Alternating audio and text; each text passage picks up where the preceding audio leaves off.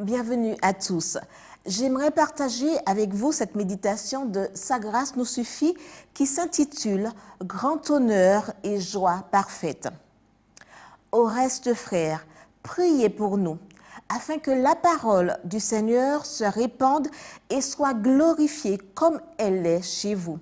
2 Thessaloniciens 3, verset 1.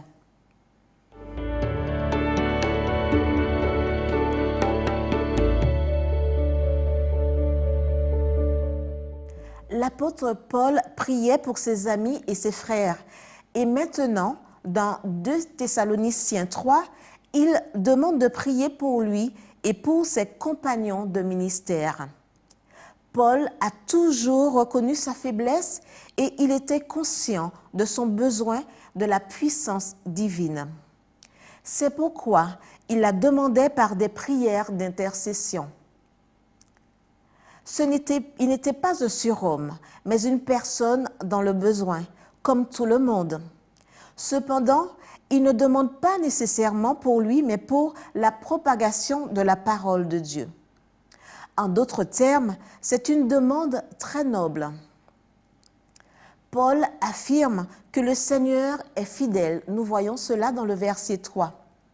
L'instabilité, la variabilité et l'infidélité humaine, en particulier des Juifs qui ont tourné le dos à Dieu, contrastent avec la stabilité, l'immuabilité et la fidélité de Dieu. Paul lui-même était un témoignage du fait que Dieu est toujours fidèle. L'apôtre réagit comme un bon dirigeant. Il demande aux frères et sœurs de s'éloigner des infidèles. Nous voyons ça dans le verset 6. En d'autres termes, il n'y a pas de rejet à leur égard, mais considérant que beaucoup avait été fait pour eux et qu'ils persistaient dans la désobéissance, s'éloigner d'eux était un recours et un appel à un changement de comportement.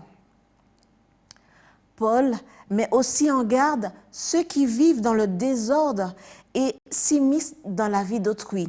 Voir le verset 11. Pourquoi y a-t-il des gens qui s'intéressent à la vie des autres et qui passent leur temps à raconter et écouter des ragots? Peut-être parce qu'ils n'ont rien à faire. Ils ont trop de temps et ils le gaspillent. C'est pourquoi le meilleur remède est que ces personnes s'occupent en faisant quelque chose de productif, qu'elles travaillent, qu'elles s'acquittent de leurs devoirs. Car ceux qui accomplissent leurs tâches consciencieusement ne trouveront pas le temps de s'immiscer dans la vie d'autrui. En une certaine occasion, le célèbre psychiatre Carlos Minenger a prescrit ceci. Sortez de chez vous, fermez la porte à clé, traversez la rue, trouvez quelqu'un qui a besoin d'aide et faites quelque chose pour lui.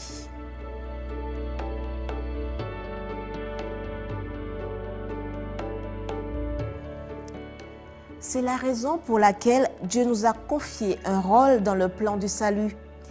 Il a accordé à l'homme le privilège de participer de la nature divine et de communiquer à son tour cette prérogative à ses semblables. C'est là le plus grand honneur, la joie la plus parfaite qu'il soit possible à Dieu de nous accorder. Ceux qui contribuent à cette mission d'amour se rapprochent le plus de leur Créateur. Amen.